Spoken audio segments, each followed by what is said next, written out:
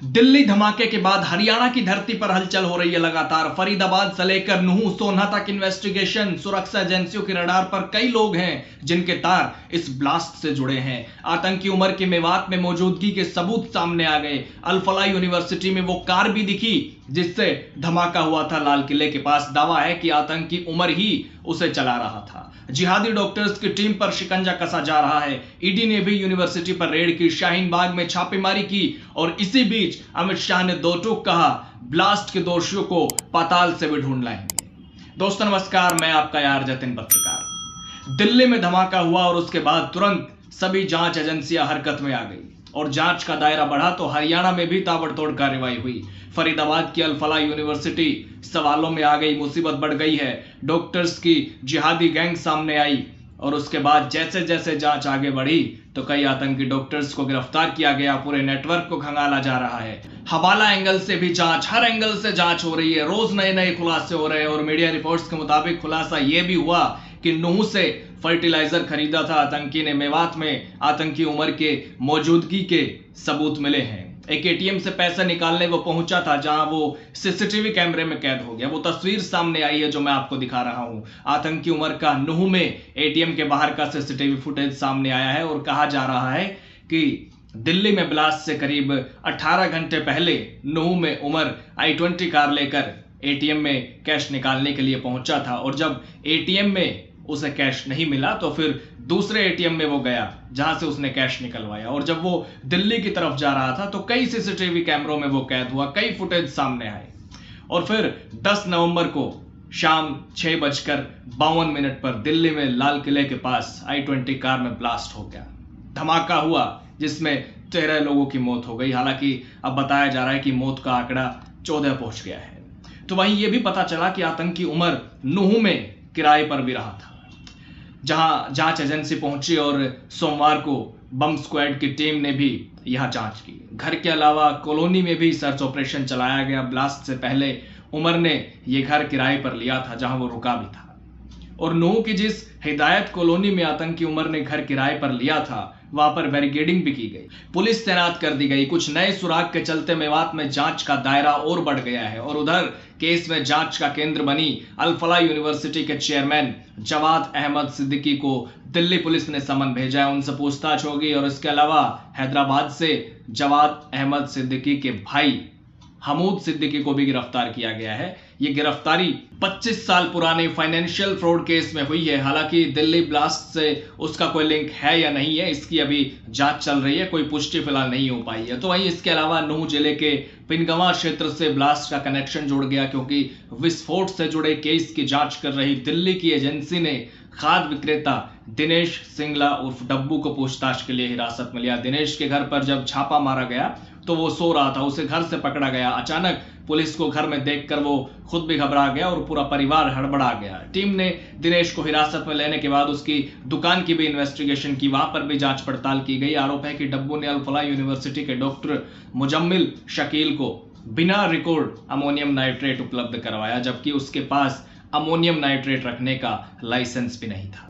बताया गया कि यही अमोनियम नाइट्रेट विस्फोट तैयार करने में इस्तेमाल हुआ और उधर इसका खुलासा होने के बाद अब कृषि विभाग ने जिले के सभी खाद बीज विक्रेताओं से अमोनियम नाइट्रेट का रिकॉर्ड मंगवाया है। इसके अलावा फिरोजपुर झिरका क्षेत्र के कई गांव भी जांच के दायरे में हैं क्योंकि यहां खनन विस्फोट में अमोनियम नाइट्रेट इस्तेमाल होता है। तो दूसरी तरफ सोहना में भी दिल्ली ब्लास्ट की जांच के सिलसिले में 2 खाद बीज भंडार के संचालकों को हिरासत में लिया गया। जांच एजेंसियों ने पोटाश नाइट्रेट नामक रासायनिक सामग्री की खरीद के संबंध में पूछताछ की। हालांकि पूछताछ के बाद शनिवार शाम को दोनों दुकानदारों को छोड़ दिया गया था। इसके अलावा जांच का केंद्र बनी अल फलाह यूनिवर्सिटी पर शिकंजा भी कसा जा रहा है। आज ईडी ने वहां रेड भी की, कई जगहों पर छापेमारी की।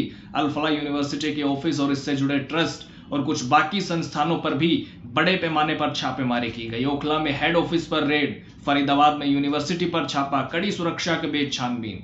यानी अल फलाह यूनिवर्सिटी पर शिकंजा कसा जा रहा है। जांच एजेंसियों की कड़ी नजर इस यूनिवर्सिटी पर और इसी बीच केंद्रीय गृह मंत्री अमित शाह ने कहा कि दिल्ली धमाके के दोषियों को पाताल से भी ढूंढ कर लाएंगे और उनके लिए कठोर सजा सुनिश्चित करेंगे। गृह मंत्री शाह सोमवार को उत्तरी क्षेत्रीय परिषद की 32वीं बैठक को संबोधित कर रहे थे। इस दौरान उन्होंने ये सब कहा। शाह ने कहा कि प्रधानमंत्री नरेंद्र मोदी के नेतृत्व में आतंकवाद को जड़ से खत्म करना सरकार की सामूहिक प्रतिबद्धता है। उन्होंने कहा कि दिल्ली बम विस्फोट के दोषियों को पाताल से भी ढूंढ निकाला जाएगा, उन लोगों को देश के कानून के शिकंजे में लाया जाएगा और उन्हें सख्त से सख्त सजा दी जाएगी। तो इसी बीच आज आत्मघाती हमला करने वाले आतंकी उमर का एक वीडियो भी सामने आया है और मीडिया रिपोर्ट्स के मुताबिक ये वीडियो आतंकी ने ब्लास्ट से पहले बनाया था। इसमें वो आत्मघाती हमले को लेकर बात कर रहा है। इस वीडियो में वो बोलता हुआ नजर आ रहा है। इससे माना जा रहा है कि वो फिदायीन हमला पहले से प्लान कर रहा था, जिसमें वो कहता दिख रहा है कि सबसे बड़ी गलती ये है कि लोग समझ ही नहीं पाते हैं लाइबेरिया ब्लास्ट वास्तव में क्या है। ये किसी भी तरह लोकतांत्रिक नहीं है और ना ही किसी सभ्य समाज में इसे स्वीकार किया जा सकता है। इसके खिलाफ कई विरोधाभास और कई तर्क मौजूद है। आत्मघाती हमलों की सबसे बड़ी समस्या यह है कि जब कोई व्यक्ति मान लेता है कि वो एक तय समय और जगह पर जरूर मरेगा, तो वो बेहद खतरनाक मानसिक स्थिति में पहुंच जाता है। वो खुद को ऐसी जगह खड़ा कर देता है जहां उसे लगता है कि मौत ही उसकी अंतिम मंजिल है। लेकिन सच ये है कि ऐसी सोच या ऐसी परिस्थितियां किसी भी लोकतांत्रिक और मानवीय व्यवस्था में स्वीकार नहीं की जा सकती, क्योंकि ये जीवन, समाज और कानून के बुनियादी सिद्धांतों के खिलाफ है। तो ये सब कहता हुआ नजर आ रहा है आतंकी इस वीडियो में। और अब मैं एक और तस्वीर आपको दिखाता हूँ, एक सीसीटीवी फुटेज, एक तस्वीर। ये जो मैं आपको दिखा रहा हूँ ये अल-फलाह यूनिवर्सिटी की है और यही कार दिल्ली धमाके में इस्तेमाल हुई और दावा किया जा रहा है कि इस कार को आतंकी उमर ही चला रहा था। यानी कि आतंकी उमर की मौजूदगी के सबूत अल-फलाह यूनिवर्सिटी में एक तरह से ये है। तो फिलहाल दिल्ली, हरियाणा से लेकर जम्मू कश्मीर तक जांच चल रही है।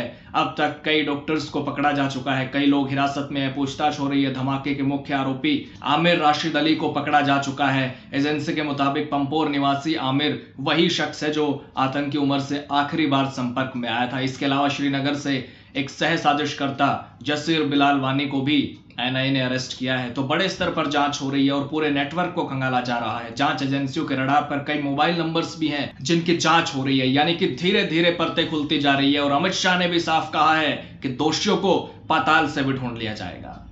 नमस्कार।